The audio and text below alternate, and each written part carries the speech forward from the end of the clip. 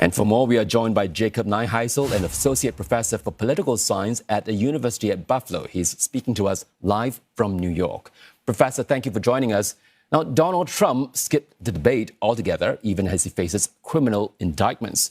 That would be serious trouble at any other political campaign. But is there any sign these are affecting him? Not really. Most of the polls are showing that he's holding steady with a level of support, and none of his other opponents are able to really break through to that. It's not even close at this point. So it's, as with so many things with Trump, a highly unusual set of circumstances. Well, Trump aside, judging by the candidates who are present there, which candidate stood out for you in the debate?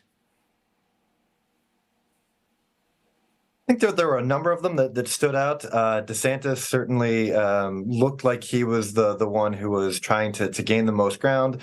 Some others who had done well in the last debate, at least in terms of the media narrative, like Nikki Haley, really fell behind a bit here, I think, and being more combative than maybe she should have. So at the end of the day, though, I didn't see anything that's fundamentally going to change the nature of this race, which is everyone's really looking to play for second best when coming up against Donald Trump. Now, how important is the middle class vote in this election? Do you see the candidates try to win them over in the debate, or were they aiming more for the conservative base? I think in the context of a primary, you're going to see a lot of red meat being thrown out to the base, and that's just going to be in any kind of two-stage electoral system that you have. But I think the middle class is important to both parties, symbolically and rhetorically, if not in terms of policy. And that's largely because so many Americans believe that they're in the middle class, whether they actually are or not. And so they're going to have to make these overtures, even if their policies aren't necessarily reflective of things that would help what we would think of as the middle class. Well, Donald Trump seemed to be more interested in speaking to the auto workers. He skipped the debate for that. What appeal does the real estate mogul have for blue-collar workers there? That's a great question, and it's perhaps baffling to outside observers, potentially myself included. But Donald Trump has shown that he has this real populist appeal that has been increasingly important to folks who are maybe blue-collar workers, of which some manufacturing jobs might be considered. And so we've seen over time a real fracturing in what we think of as the union vote between public sector unions and private sector unions, which include many of the manufacturing jobs. And while, yes, the union vote tends to be a Democratic base on the whole, it really stands to question as to whether most of that is in those private sector unions or the public sector unions. So I think he sees a schism there and might be trying to exploit that. Now, a day earlier, we saw President Joe Biden joining the picket line with striking auto workers. Does he not risk alienating the business vote?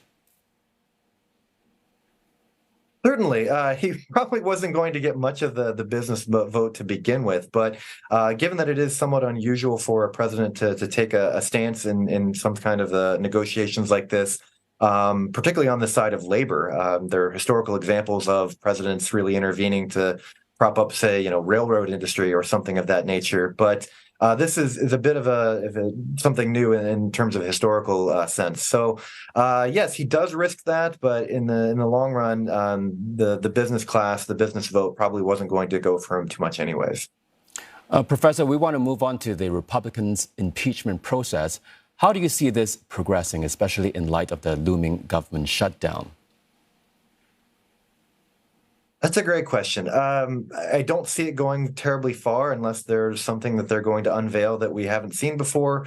Unlike the two impeachments of Donald Trump, I just don't know that there's enough there. And I also don't think that leadership has a lot of faith in this inquiry, but they're probably going through the motions here, in large part because the most active, the most conservative part of their base wants them to do anything along these lines. So it really probably isn't going to go very far in terms of a formal sense, but it certainly could be a showpiece for them.